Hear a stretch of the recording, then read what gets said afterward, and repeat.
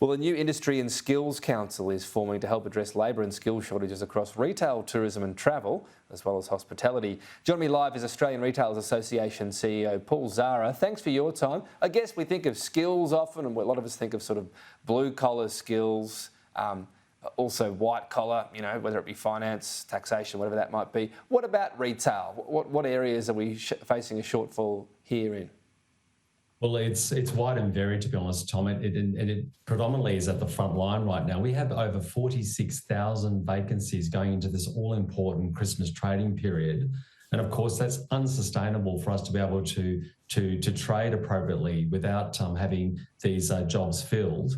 There's a massive jobs shortage, but there's also a skills shortage in the country. Now, when you add to retail, there's arts, hospitality, personal services, to name a few. To form this one larger cluster, we're hoping that us coming together under the new Jobs and Skills Council, that we can actually address the skills needs that are current, but also for the future. And so talking sort of specifics, I guess that a tight jobs market means everybody gets offers to move on to all sorts of different work. I mean, I got a suit fitting, I must admit, the other day. These ones get worn out pretty quickly. And I was, the bloke doing it was sort of quite quick and dexterous, and I thought I'd never be able to do what he's doing. When that person gets an offer and moves on to a new job, you have a shortage. How do we address the shortage in retail? Is it something you can at least train people up relatively quickly and just got to offer them better paying jobs?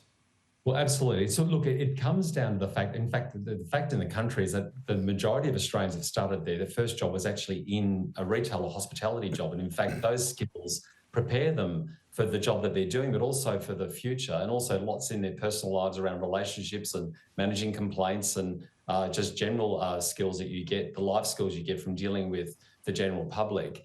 The shortfall needs to be addressed beyond just skills, of course. We need to look at all sorts of ways to fill these jobs, including the current visa laws and processing and bringing more people into the country, and just generally around how we put the policy settings around pensioners and around students working as well. But the Jobs and Skills Council is to look at ways to actually collaborate. This is the first time where we're coming together as a services sector to try and solve the problems that we're dealing with right now, but also into the future. There were previously 67 reference groups that the government was leading around jobs and skills, and now this has sort of been reduced to 9 industry clusters, one of which that I've been charged to set up as a separate entity, and will be industry-led as opposed to government-led. And we're really excited about what this may mean for the future.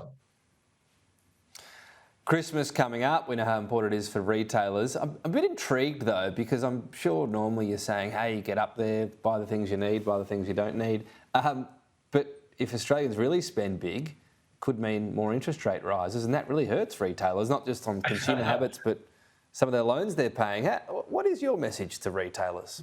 Oh, sorry, I should say to consumers.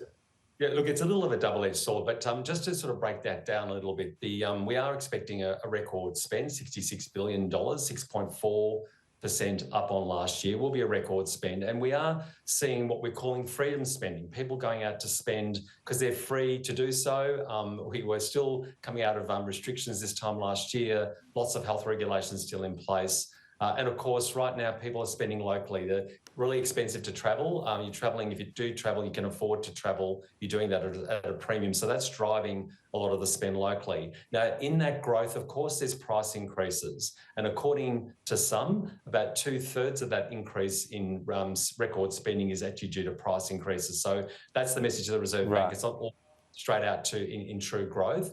Of course, once we hear the profit season, when that sort of the profit results start to come out, we'll get a real sense of the increasing costs of doing business and what that impact will have generally on business. But whilst it's there, this is the most important time of the year for a discretionary retailer. It makes up to 2/3 of their profits, so it's really important that retailers do trade well if they want to sustain the winter months.